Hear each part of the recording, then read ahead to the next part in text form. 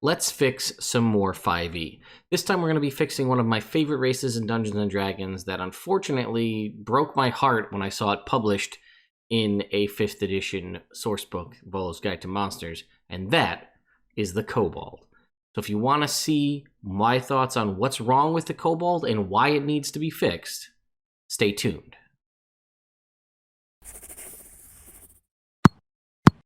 Fix me!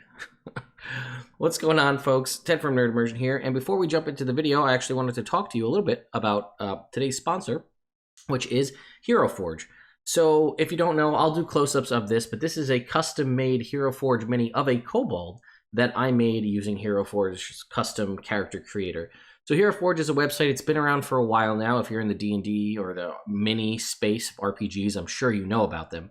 But it's a website where you can go and design custom-based minis out of a variety of different materials, from things like lower-end plastics to premium plastics to even high-end metals like brass and copper and things like that. They recently rolled out a second Kickstarter that was extremely successful, made a ton of money to introduce color options as well. But you can not only just buy these minis and have them sent to you, like this one was done here, or you can download the files if you have a 3D printer yourself and print them at home. There's over 38 different races. They have a ton of different options. They cover mounts. They have large and small minis. You can interchange different pieces. And you can even do things from like sci-fi to also doing the traditional fantasy minis. So I'll have a link in the description for Hero Forge if you want to go check it out. They were nice enough to send me this mini to do a video about it. So again, you'll be seeing close-ups on the screen of this cool Kobold that I designed. And even as a little teaser, I'll show you what it looked like when it was designed in color using their new color mode as well. Very cool. I'm very excited. Thank you, Hero Forge, for sponsoring the video. So let's jump over to D&D Beyond and take a look at the Kobold. And boy, oh boy, was I excited when I saw that Kobold was gonna be a race, and then I immediately took that back, because it is, in my opinion, one of, if not the worst race in all of 5th edition, because it has so many detriments and not that many benefits. It does have benefits, I won't argue that statement, but if you look around on the internet about things about fixing the Kobold, you'll see a ton of threads and a ton of different forum options from a bunch of people talking about how it needs to be updated. So first of all, your strength, your dexterity score increases by 2 and your strength score is reduced by 2. I want to point out that there are only 2 official canon races in 5th edition that have an ability score reduction as part of their stat block. There is the Kobold and the Volo's Guide to Monster Orc. But the Volo's Guide to Monster Orc still gets a positive to 1 stat, a 2 in 1 stat, a +1 in another stat, and then a negative, right? So it's not just +2 and then -2, it's +2, +1, -2, which I still think is a little weird, which is why I also think in the Wild Mount Orc and the Eberron Orc removes that negative entirely. And I think that's just, honestly, I think if the Volo's Guide came out now, that Orc wouldn't have that negative ability score, and I don't think the Kobold would either. So it seems like they've kind of moved away from the concept of negative ability scores. So first of all, first thing we do, chuck out the -2 to strength. That's dumb. But let's keep going. What else we've got? 30-foot movement speed. You are small size. You have dark vision out to 60 feet. They gave you an ability called Grovel, Cower, and Beg. As an action on your turn, you cower pathetically to distract nearby foes. Until the end of your turn, your allies gain advantage on attack rolls against enemies within 10 feet of you that can see you, and that's once per short or long rest. You do get the super powerful ability of Pack Tactics, as you have advantage on attack rolls against a creature if you have at least one ally within 5 feet of that creature, and that ally isn't incapacitated. And then they also, not only on top of your negative ability score, they give you Sunlight Sensitivity, which is disadvantage on attack rolls and Wisdom Perception checks that rely on sight when the target of your attack, or whatever you're trying to perceive, is within direct sunlight, and you can speak, read, and write Common and Draconic. So not only do you get sunlight sensitivity, but you also get the weakest ability score total combination over any 5th edition race. So like I said, first thing I would do, chuck strength out the window, the negative to strength. Also, I think it's funny that every other race that gets sunlight sensitivity also has superior dark vision, and that their dark vision is out to 120 feet, except for the kobold. They get dark vision out to 60 feet and then tack on sunlight sensitivity on top of that. So, my personal opinion, pull out sunlight sensitivity. In my opinion, I think almost every game I've ever played where kobolds were encountered, they were outside. Not necessarily all the time. Some are in caves and things, but a lot of the time you fight kobolds like out in the open. So having them have sunlight sensitivity, I think the only reason they do that as an NPC is because it's also offset by pack tactics, so it kind of evens itself out. So you either keep sunlight sensitivity and increase their dark vision out to 120 feet to match the other races like Drow and Durgar and other things that have that, or you pull sunlight sensitivity and keep their dark vision at 60 feet. Now, pack tactics obviously because pack tactics is a very powerful ability. It might even almost be too powerful for a PC to have. I'm not entirely sure about that. And then Grovel, Cower, and Beg I just don't like because it's a very situational ability. It's going to use your entire action to do so. And then it only is once per short or long rest. And again, it's you using your whole action to give your allies advantage, but that could potentially, in theory, not do anything for you, right? Your allies have advantage on attack rolls, which is good, but that also means they could still miss, which means you blew your whole action that turn to try to help out your allies, and it did nothing. I mean, one of the worst examples I can say about like another poor short rest use is when I did my video on Dragonborn about how Dragonborn can do their breath weapon once a short rest. But at least that does damage in an area rather than this is like a potential for things to work, but maybe not. And again, if you don't have anybody who's doing attack rolls, maybe if you only have spellcasters in your party, then this ability does absolutely nothing. So I don't like that one either. So how would I fix the kobold? Well, that's a little bit tricky, right? Because I've seen and I've done a lot of research. A lot of people online are big fans of subraces of kobolds, and I'm not entirely sure that that's a wrong idea either. And I'm going to show you an example of one that I think is very well done. Maybe a little on the overpowered side, but we can discuss that. But on the very base level, like I said, I would pull out the negative to strength. I drop sunlight sensitivity or increase their dark vision. I'd probably go dexterity +2, maybe intelligence +1, or maybe constitution +1, because kobolds do get thrown through a lot of stuff, so they are a little bit hardy. They're also really good at making traps, which is kind of one of their whole things. Now, there's obviously no trap making kind of as an option in 5th edition, and you don't have to have any kind of special abilities to detect or find traps, which is something I would have given them if that was the case. If you look back into 3.5, they made a whole document about kobolds, about how they got proficiency with certain things as far as like mining and stuff goes. So you might want to possibly give them proficiency with some weapons. And then again, maybe, I don't know, maybe some skill proficiencies. I'm not sure. So my good friend Firebringer Axel over on his website, Torchbearer Gaming, and you've seen me mention some of this stuff before, did a breakdown of kobolds by adding subraces. So let's take a look at that. Then we'll take a quick look at some stuff in 3.5, and I'll give you my final thoughts. So over here, we see Kobold kept the base, basically everything I had just suggested. Now, he had the dragon kin.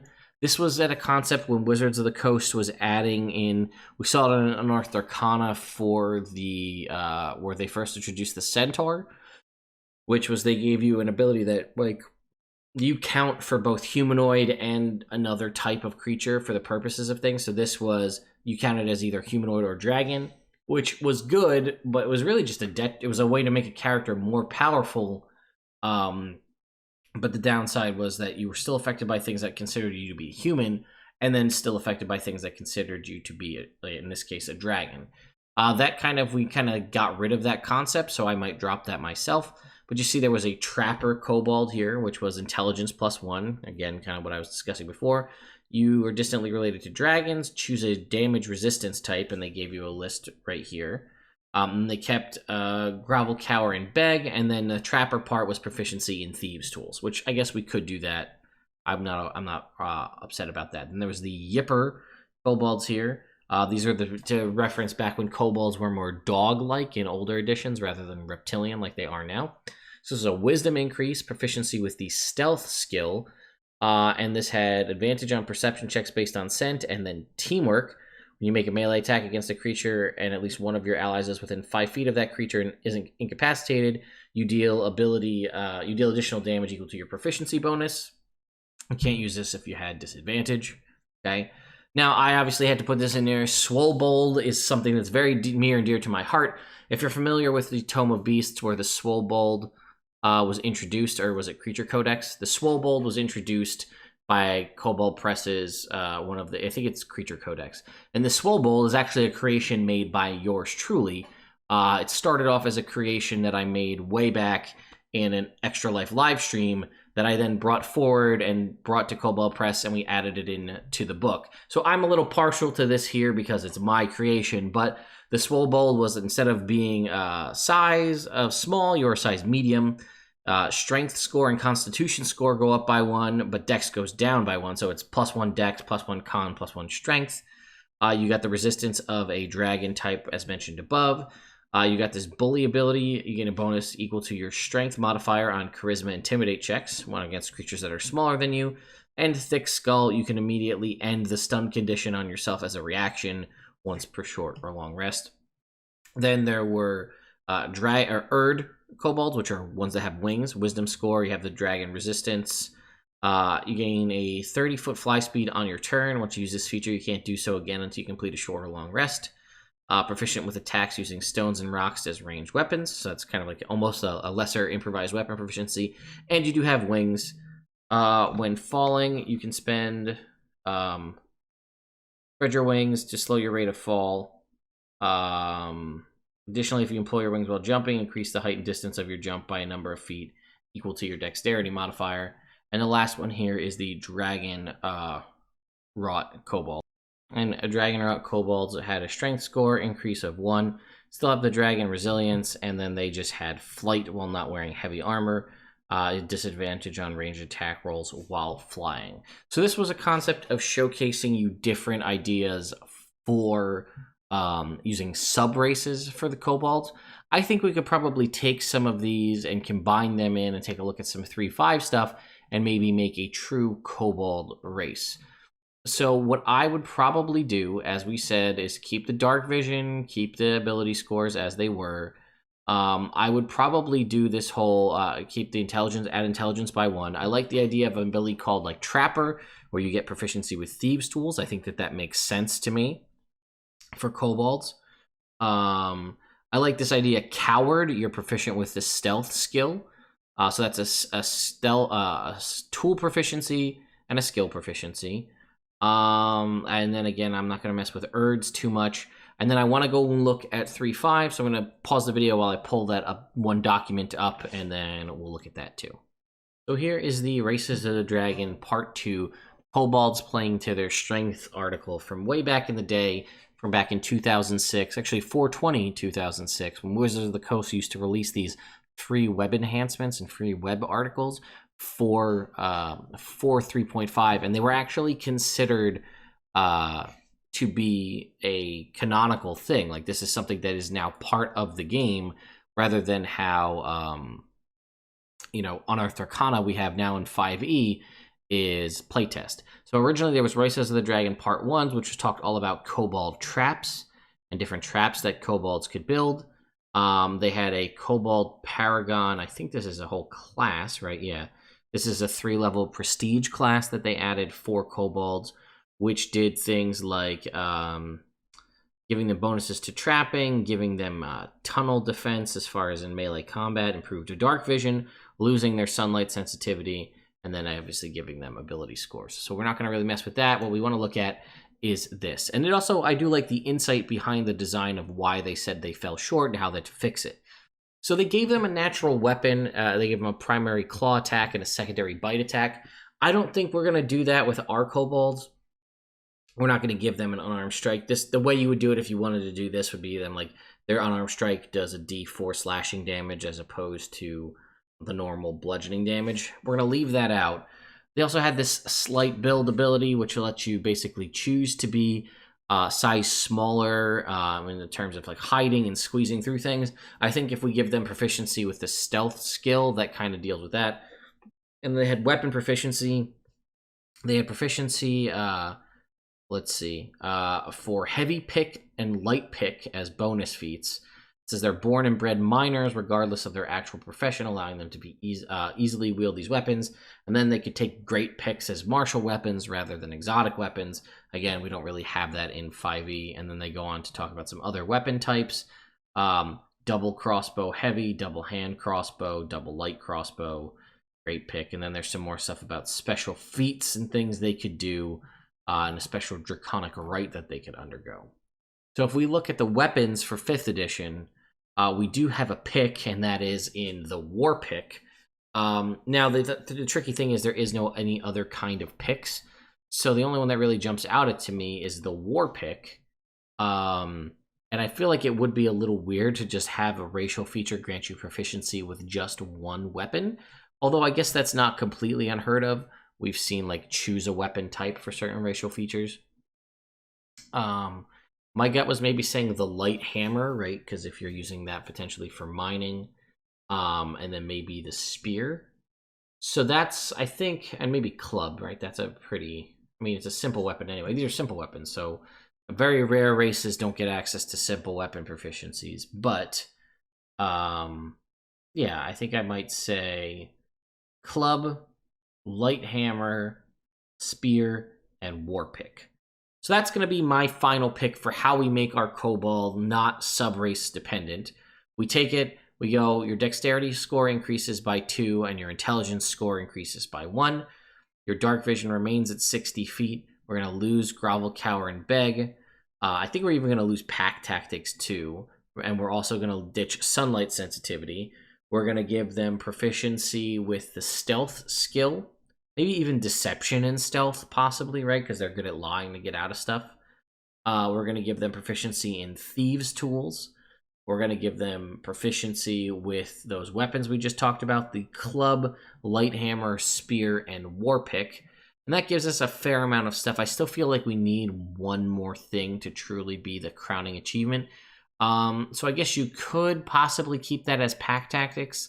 Not sure if that would be too much. Obviously, like I said, I don't particularly like grovel, cower, and beg, so I would pull that out. Maybe keep pack tactics in. Proficiency with a skill, a tool, and a couple of weapons doesn't really do too much, in my opinion. You know, I mean, that's a little bit here and there, and then that mixed with pack tactics, I think works well, especially if you compare it to things like other races, like, for example, how, you know, an elf gets proficiency in perception, and then also trance, and also immunity to magical sleep, and advantage on charms, and then the subrace will get, you know, potentially 4 different weapon proficiencies, and potentially magic, and a whole bunch of other stuff. I think that works out well. So still keep the size small.